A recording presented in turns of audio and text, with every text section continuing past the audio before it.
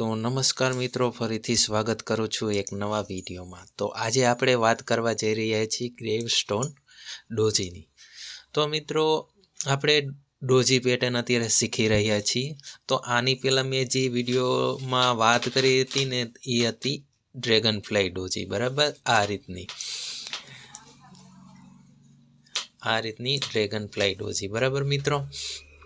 તો મિત્રો આમાં હું આજે તમને શીખવાડીશ કે આ ગ્રેવસ્ટોન ડોજી રહીને કઈ રીતના ચાર્ટ પેટર્નમાં કામ કરે છે, બરાબર મિત્રો। તો કંઈક આવી રીતના કામ કરે છે કે આપણો જે ટ્રેન્ડ હોય ને અપ ટ્રેન્ડ હોય, બરાબર મિત્રો। તો અહીંયા અપ ટ્રેન્ડમાં કોણ હોય છે? બાયર્સ હોય છે। બાયર આવી રીતના ભાવ ઉપર લઈને જઈને, બરાબર। અહીંયા રેઝિસ્ટન્સ આવતા સેલર એક્ટિવ થઈ જાય અને આ રીતના કંઈક કેન્ડલ આપણી ક્લોઝ કરી દે। તો મિત્રો આ કેન્ડલ કહેવાય છે ગ્રેવસ્ટોન ડોજી। તો બરાબર મિત્રો, ગ્રેવસ્ટોન ડોજી। અને એવું નથી મિત્રો કે ગ્રેવસ્ટોન ડોજી લીલા કલરમાં હોય, કાળા કલરમાં હોય અને લાલ કલરમાં પણ હોઈ શકે છે। અને સપોર્ટ ઉપર જો આ પેટર્ન બને છે ને તો ત્યાંથી ડાઉન ટ્રેન્ડ જવાની શક્યતા વધી રહે છે, બરાબર મિત્રો। અને આ બરાબર મિત્રો કે આ પેટર્ન જે રહીને એ સેમ ટુ સેમ જે આની પહેલાંના વિડીયોમાં જે આપણે વાત કરી હતી ને કે શૂટિંગ સ્ટાર, બરાબર।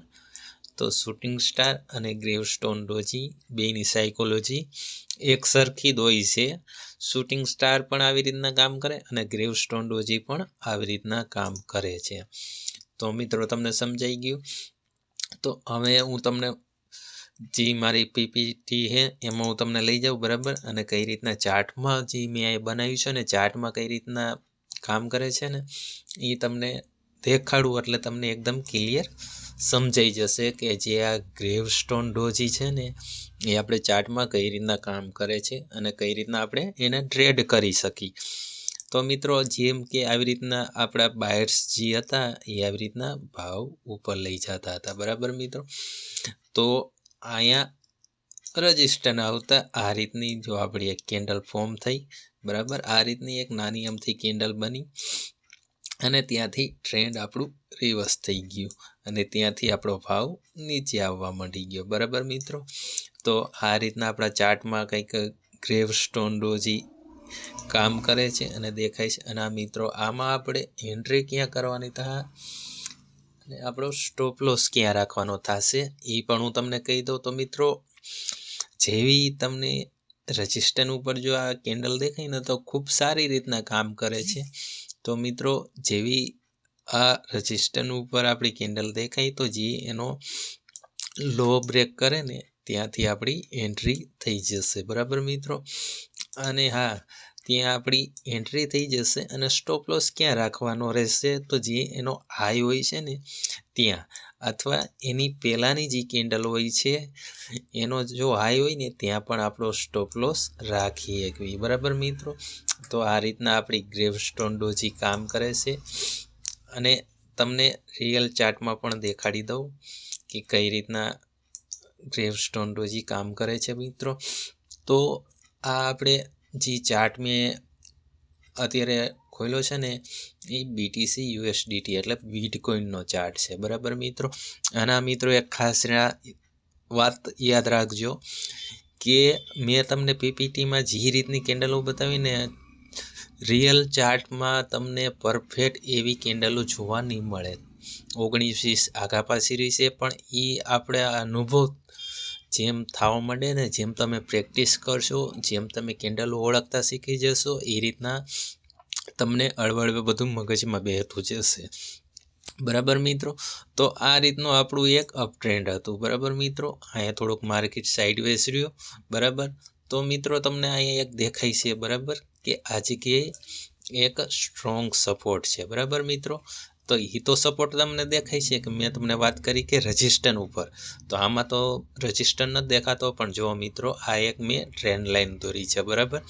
તો ટ્રેન્ડ લાઇનની એક રેઝિસ્ટન્સ ખૂબ સારી રીતના રેઝિસ્ટન્સ લે છે તો એ આપણે એક રેઝિસ્ટન્સ કહી શકવી.